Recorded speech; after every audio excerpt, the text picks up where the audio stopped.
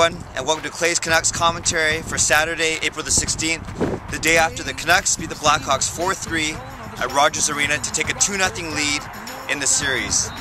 2 wins down, 14 more to go, and this Stanley Cup, well, actually not this Stanley Cup, but the real Stanley Cup will be ours. It was a great game at Rogers Arena with an electric crowd, and it started off with Alex Edler rocking Patrick Kane at the blue line with a thunderous body check. Almost knocked his mullet right off his head. And as I was seeing all the fans waving their towels, standing up and cheering, I was thinking about this notion of bandwagon fans. So to refresh your memory, a bandwagon was historically a wagon that carried along a band. It makes sense, bandwagon. And it would carry the band to a performance or to their next venue. And in the CCC from last year's playoffs, I remember talking about clearing out the bandwagon of all these so-called fans. But you know, this year, I've actually done a complete 180. Not a complete 360 as a lot of people say, because that just means you're going in the same direction. But I've done a 180, and I say, bandwagon fans, welcome! Come aboard the Canucks party train as we journey towards the Stanley Cup Finals. Now, why the change of heart, you may ask? Well, a few reasons. If we're trying to build the Canucks fan base, why are we actually expressing disappointment when people want to join? Who are we to judge when someone says, I want to be a Canucks fan starting now? If we're true fans, we should actually embrace them and welcome them and encourage them to join us. It's hard to say what makes one fan better than another fan. Is it how long they've been following the team? Is it the number of games they go to?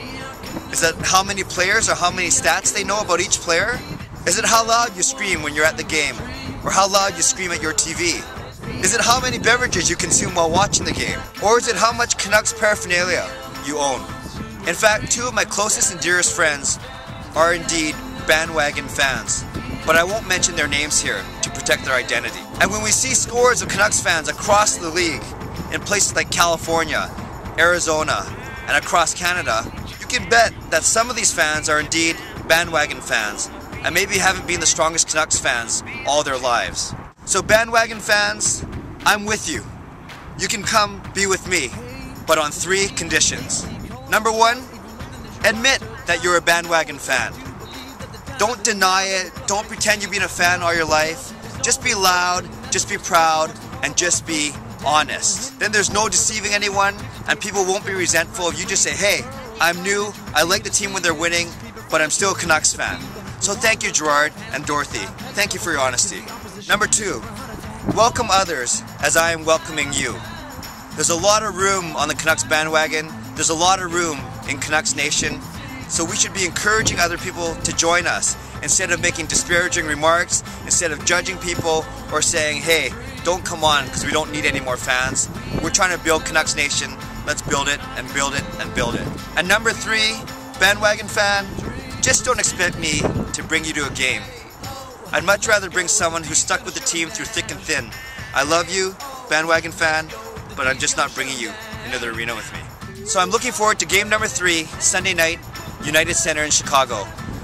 And I fully expect our Canucks to win again and take a commanding 3-0 lead in this series. Bandwagon fans, welcome aboard. Just don't hurt your ankles when you jump off. God bless, and go Canucks go.